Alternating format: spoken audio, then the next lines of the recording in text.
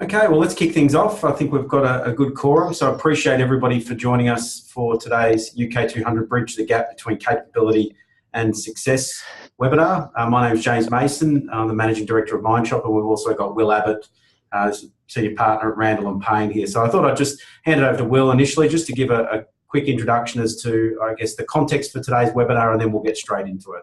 So over to you, Will. So morning everybody and evening James. Thanks for logging in.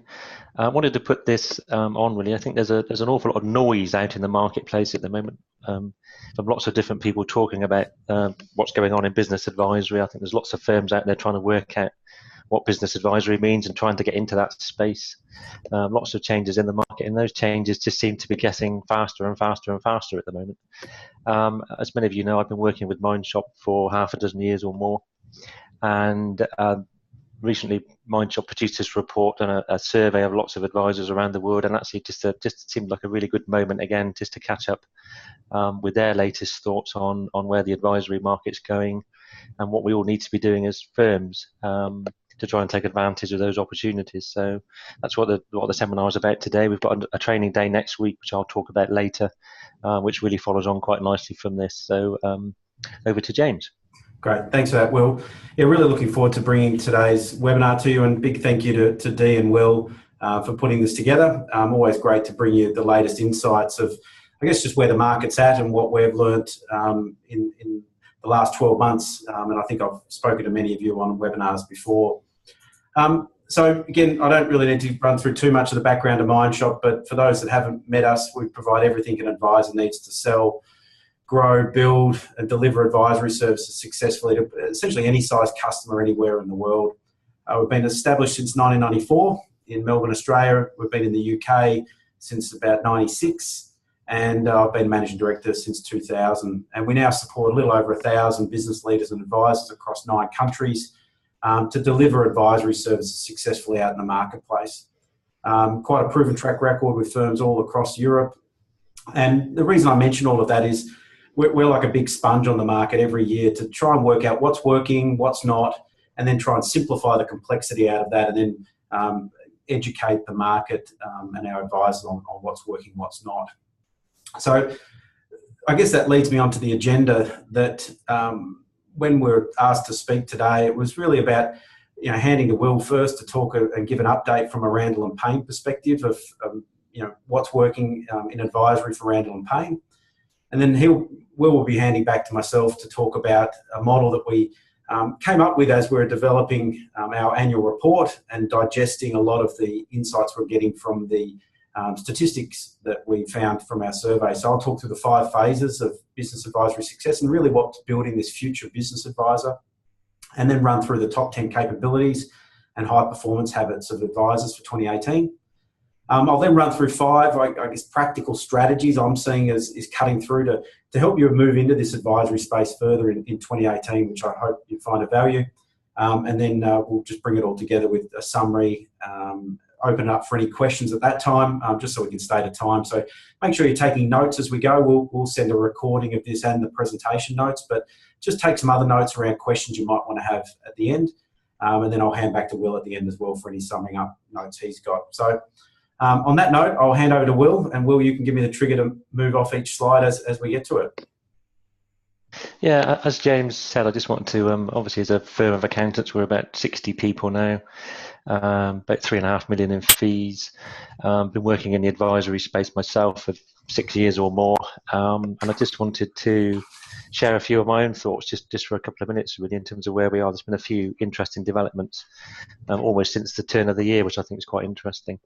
So this first slide is really my why are we doing this. So I think I had a realization fairly recently that I've been fighting a battle to almost reinvent what advisory is, and actually is that there's a real perception in the marketplace of what, when you say we're accountants and business advisors, in terms of what that means, what those expectations are of advisory. And I think it's very much driven by the things I've put on the screen now. I won't go through them all, but it's a step up from just doing the numbers once a year. It's actually producing the data, analysing the data, and help clients to understand what's going on in their business. And I refer to RTI, which we know came in from payroll, but actually it's about giving the clients access to real-time information, and giving them access to the data to understand what their business is doing. But in my language, the advising piece there is really helping clients to identify what it is that they need to do to change the business, whether it's increase the margin or reduce costs or put prices up, but it's actually helping them to understand what they need to do. What we've been doing here for a few years is more on the right-hand side in the coaching sphere. So again, in my language, this is actually going a step beyond telling the clients what they need to do and actually helping them understand how to do it. So somebody said to me, trouble with accountants, they always tell you to put the prices up. And I think we probably do quite regularly, but it's easy to say to the client what you need to do is increase your prices. It's a lot harder for them to get their head around actually how you do that, particularly in a competitive market. So we've been over in this right-hand space for some time, but what I've realised actually is that we've probably gone quite a long way quite quickly, and actually what we're having to do as a firm now is backfill the middle piece. So we've probably been a little bit slow in adopting the technology and the cloud-based stuff and actually embracing the idea that we can help the clients with this data. So we're actually working quite hard to fill the missing piece in the middle now. So there's a nice, I think, link from accounting into advising and then through to coaching, but we kind of went from accounting into coaching quite quickly and almost missed a bit out in the middle. So we're working quite hard to fill that piece in now. If you go on again, James. So the next thing that we did was to actually really understand what it is we do, or how we help clients understand what it is they need to change. And we came up with these 3 Ps, Richard and I and my colleague, and it basically came down to succeed or to win at business. Have you actually got a good, robust plan? Have you got good, robust processes in place? And what about some of the people issues that you're facing with? So pretty much every client we talk to has got people issues at some level or other. And this was actually quite key. We kind of launched this recently. One of my partners said to me, the problem is you guys are all about coming up with fancy names for all these things. We really don't understand what you do. And when we broke it down into this kind of simple model, it was kind of a light bulb moment for some of my partners. One of them in particular said, "Oh, I understand it now. Now I get what you do."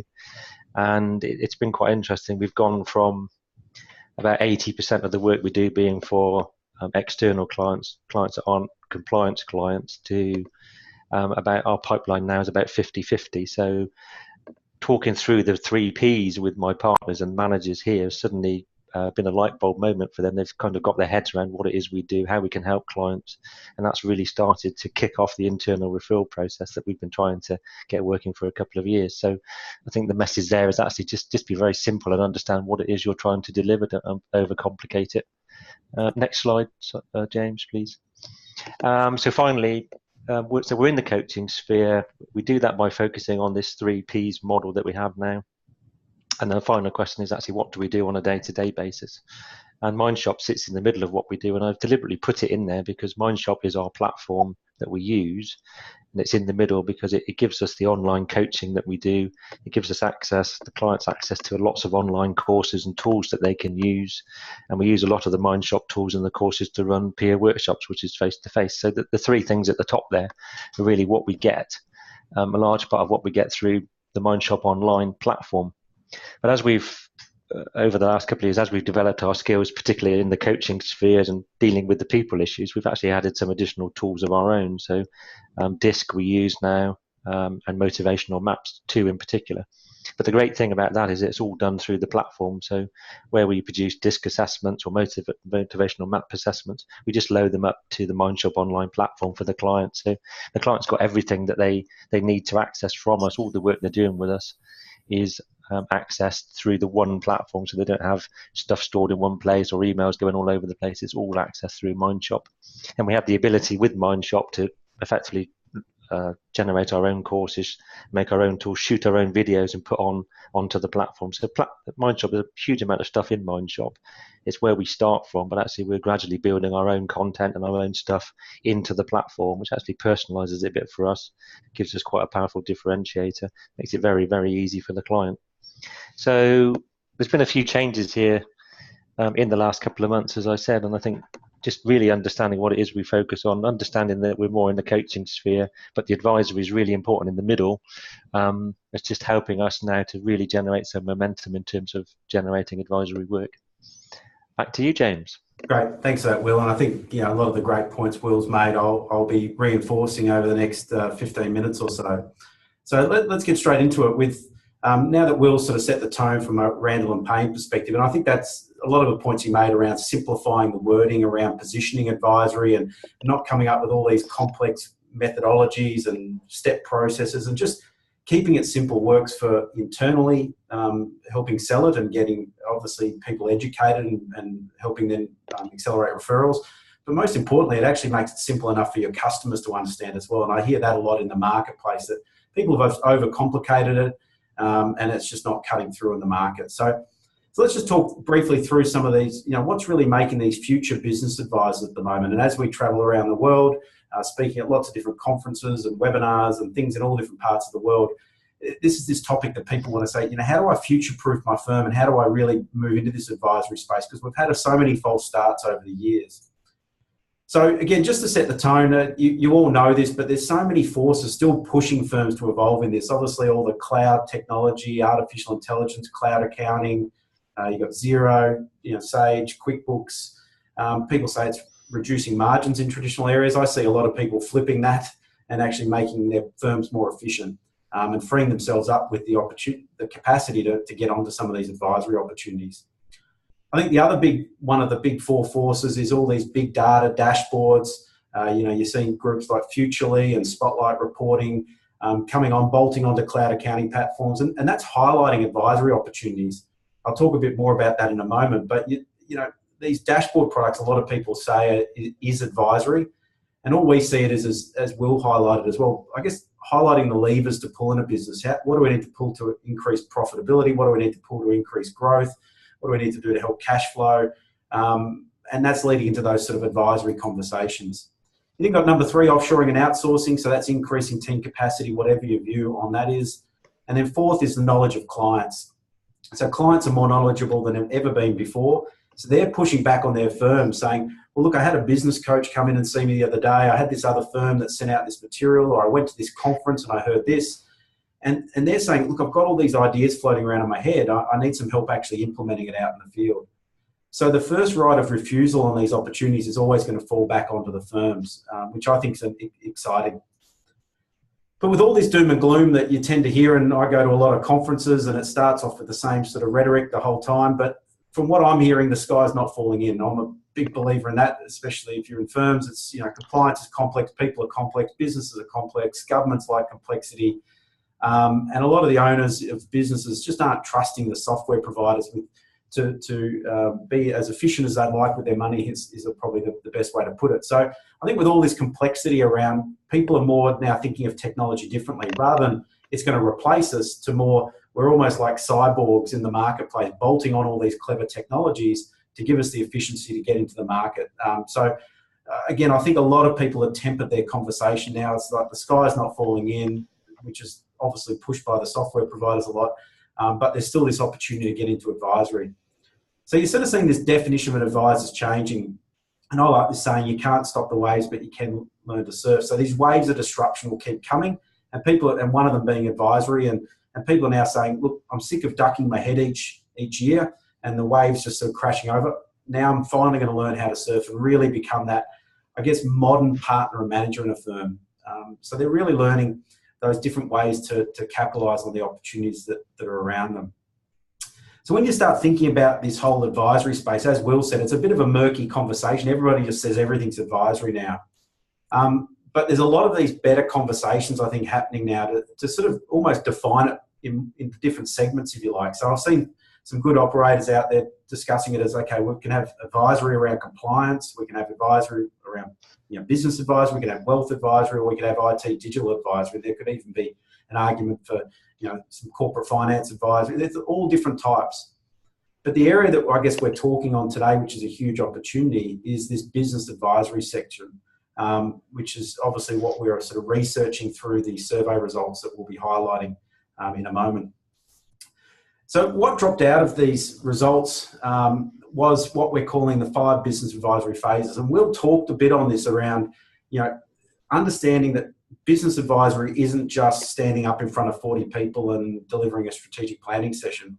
And it's not also just showing them a bit of software and running them through some diagnostic tools. That, advisory's got these, I guess, 5 different phases, which I'll take you through now. And you'll see as I highlight each of the 5 phases, think it for your own firm, do we have services that we can tick the box of and say, yes, we've got things that operate in that area? Do we have the people that can actually deliver the service in those areas?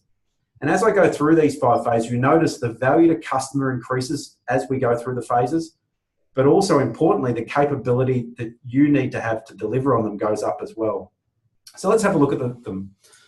The first is, I guess, what I look at it as a bit of a toe in the water offering. It's just data. It's the facts, the figures provided about business and industry trends. So you've got different types of services. Could be questionnaires, just discussions around the facts and figures, diagnostic tools, sharing industry papers, and just essentially having good conversations around the data, which essentially any team member with a basic level of business acumen can have. That's advisory. It's having better conversations with customers around the data. And there's some really simple, again, just having somebody with good conversational skills can be really effective in that particular phase. So that's the phase 1, get the data right. Number 2 is you've got to then start providing insights. So insights, research and analysis relating to the data on the business or their industry. So that's where things like these business performance dashboards come in, the levers to pull in a business, things like cash flow management, what if analysis, more challenging client conversations to really challenge them around why certain things are occurring in their business. Interpreting the data. And you probably need more a rising star within your firm that's more inquisitive about business, has got a moderate level of business acumen, and confident in those discussions. You've been with them in meetings, sat beside them, and they're very happy to have that back and forth with a customer. So you're really looking for those rising stars. And that could be, if data could be done by 100% of your team, number 2 is probably 80% of your team could do some really valuable analysis around the business. Moving on from that, you've got the problem-solving phase. So this is guidance and advice relating to specific minor business issues or opportunities. And you can start to run these ad hoc sort of 1 to 2 hour problem-solving meetings with customers. So you've shone a light on the issues at the insights, and now you're starting to problem solve and making sure you're monetizing that as well. And even doing light touch coaching and mentoring with customers. And you probably need from a team member perspective, somebody that we call these problem-solving advisors. So controls a meeting effectively, got a high level of business acumen, and they can use an array of problem-solving tools to structure their conversations. Number 4, strategy. So developing strategies for a business, specific major issues or an opportunity in a workshop. So this is things like strategic planning workshops, 1-page plans, workshops on different topics for half day, full day. And you need somebody, again, good facilitation skills, high capability. And number 5 is implementation. So this is where you've got ongoing guidance for the implementation of strategies. They're providing things like annual support programs, quarterly and monthly, advisory board offerings, project team implementation. And you need quite an experienced facilitator to do that with the ability to address complex issues. So as you can see, as you move through those phases, the intensity increases, the value to customer increases, so your ability to charge more. But importantly, you can't just jump to strategy and implementation after a 1-day workshop. You've got to be moving up, and it takes a few years to become unconsciously competent in those areas. And some would argue it's a lifelong journey. So you need to think, if you're moving into advisory, there is huge opportunities still down this end, the data and the insights. That's the tip of the iceberg. As Will said, it's the middle piece that can join the dots for many firms before you then move into the big opportunity, which is around this phase 3, 4, and 5. So it's, again, a bit like a conveyor belt. If you get people having good conversations around the data, starting to pull the levers for success, and then you're starting to get people into ad hoc meetings, then naturally they say, would you like me to help you with the strategy in your business? They say, yes. And then you're on to, would you like me to help you implement that on a quarterly or monthly basis? Yes, we would. It's just a natural flow. So you need to be thinking, again, where do you sit on these 5 phases? Really, really important. But as I said, most people, I think, provide advisory support at the moment. They're just giving it away. They're doing it because they're good people. They're in these meetings already with customers, and they're just, a conversation comes up and the conversation just goes on for another 45 minutes. And I think often they're not monetizing this because they're lacking in confidence. The capabilities aren't there. They haven't learnt new capabilities to structure up those conversations. And as I said, they're typically just good people that want to help their customers and help them in any way they can to attract and retain them. But again, by adding just some small structures to what you do, it's very easy to start monetizing that and start to say, look, would you like to catch up quarterly or monthly and have these same sort of conversations? Or would you like me to help you with that issue around a competitor issue or something around improving profitability in your business? So it's just getting into those right advisory conversations and thinking about those 5 phases. So as we said at the start, and the reason for today's webinar is we recently went through a survey of hundreds of different advisors around the world. And when you think of, okay, we need to build these new capabilities, what is it that we need to be focusing on first? It was interesting when we do these surveys that you tend to each year get a similar type of flavour to the type of skills people need. Things you'd expect around strategy and problem-solving skills and the ability to facilitate well. But it was interesting this year that we started to get these undercurrents that capabilities alone wasn't enough. You also need to have, I guess, high-performance habits to make sure that as you're out there learning things, you can actually translate that into things that are successful in your firm. And you see that time and time again. People say, oh, look, it's just not working for me. I'll go off and do another week-long course somewhere. Then it's still not working for me. I'll go off and do another week-long course. And they're just spinning on the spot because they haven't implemented the right performance habits. So the capabilities, and I don't expect to go through them all in too much detail now because of the time, but these are the type of capabilities we identified was the top 10 that advisors needed to work on in 2018. So it's things around having a really clear advisory model, so really clear internally and to your customers of how you go to market. What are the services you have to offer? I was with an 8-partner firm the other day, and this was just the number one issue for them. And as soon as they got into their client engagement agreements, this is what we do, this is what it's called, this is what it does, this is what it's priced at, these are the customers that it would be attractive to, and this is the outcomes they get. All of a sudden, everybody else in the firm started selling it because these people had demonstrated capability, the model was clear, and off it went. So if you haven't got that simplicity, as Will touched on at the start, you're gone right from day one. So really clear on the business advisory model. You've got to be very strategic in your ability to market. So you obviously need some marketing capability, and that might be by somebody else in your firm. A good referral system, the ability to convert, the ability to do strategic planning effectively, to solve any issue using various problem-solving tools. Be quite nimble and agile in your facilitation so that you can actually facilitate something for half an hour or an hour or 4 hours.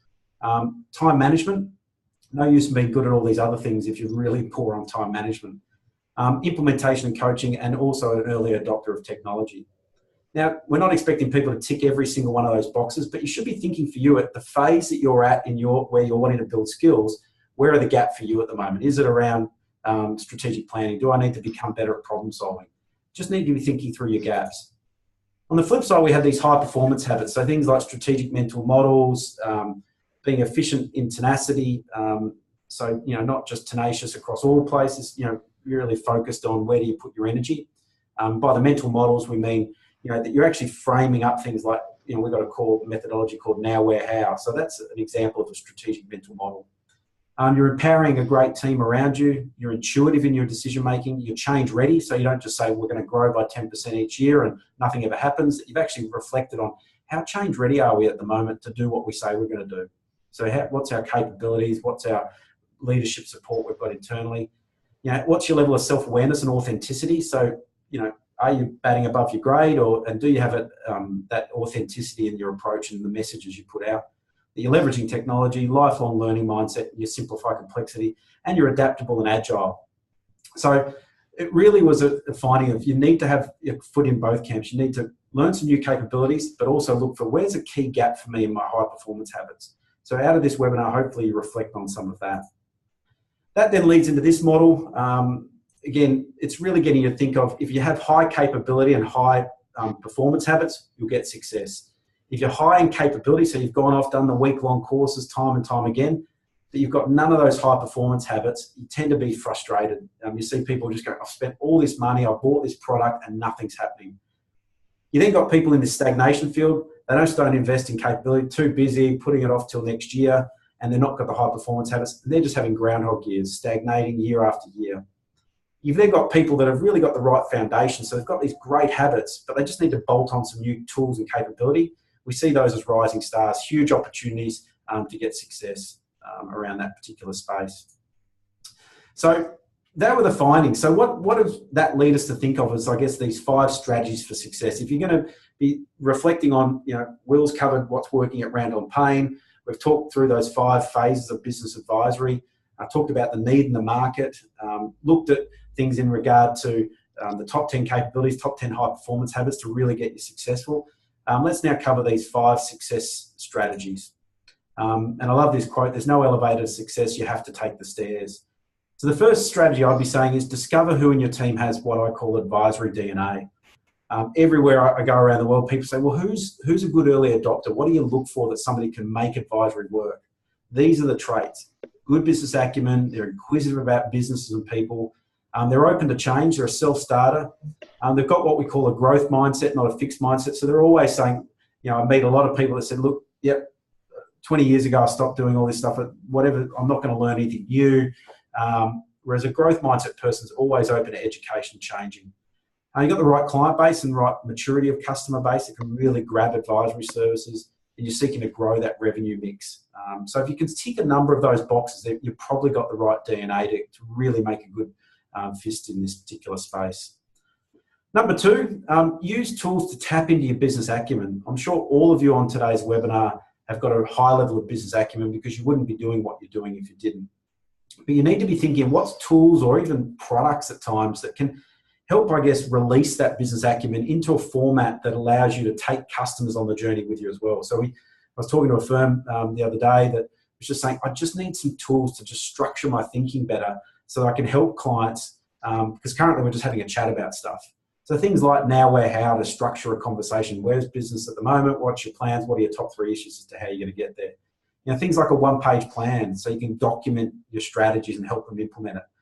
Things like mind mapping to flesh out issues, or even a tool like 5 Whys to just dig deeper down from symptoms to root causes. Are really simple tools you can use to tap into your business acumen and start those right conversations with customers.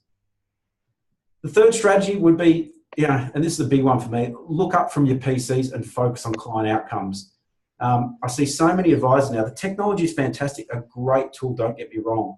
But so many people are like this image, just sort of running around looking at their computer screens and missing all the opportunities in front of them from customers at the moment.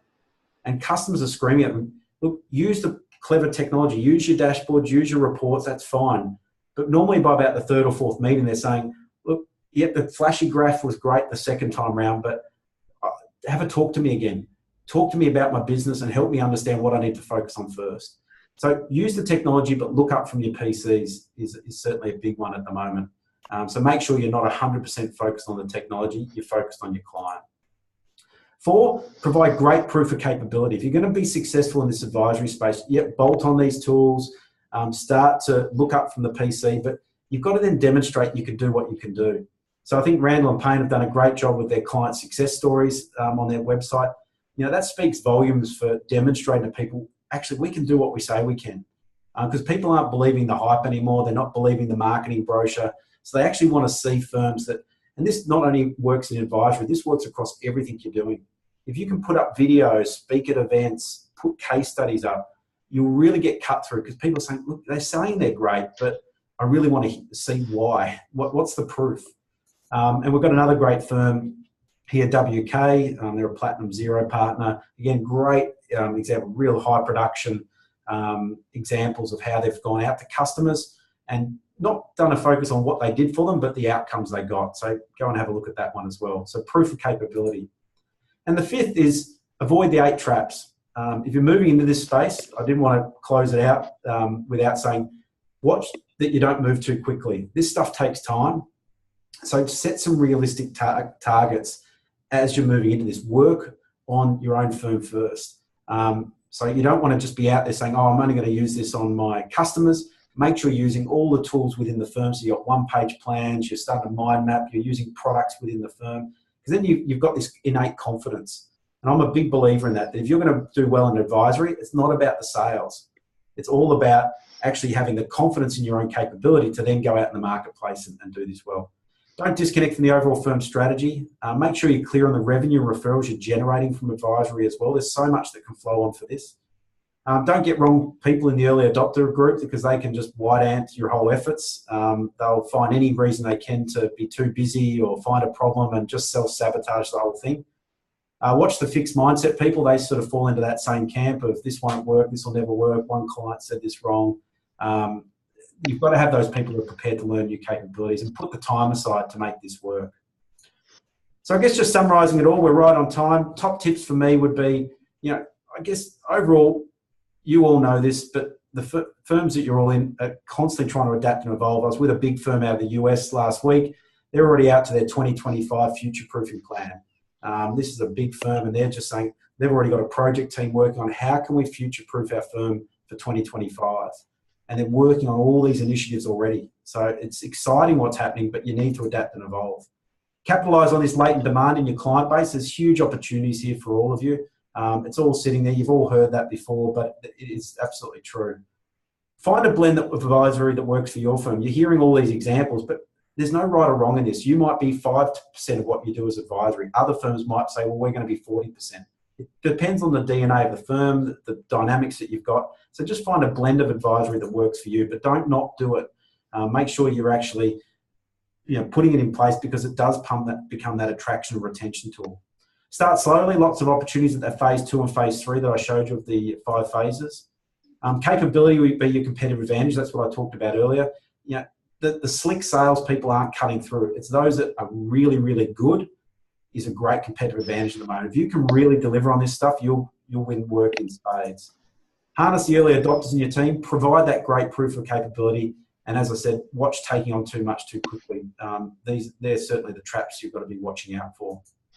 So hopefully you found that of value. If you've got any questions, again, I'll throw to Will in a moment to sum it up, but feel free to ask any questions. I'll stay on the line for a little while. If you can't stay on the line, just feel free to email me at jmason@mindshop.com or Jill Byrne, our regional manager at gbyrne@mindshop.com, and happy to answer any questions you've got around the survey or anything else. So thanks again to Dee and Will for putting all this together, and Will, I'll hand back to you.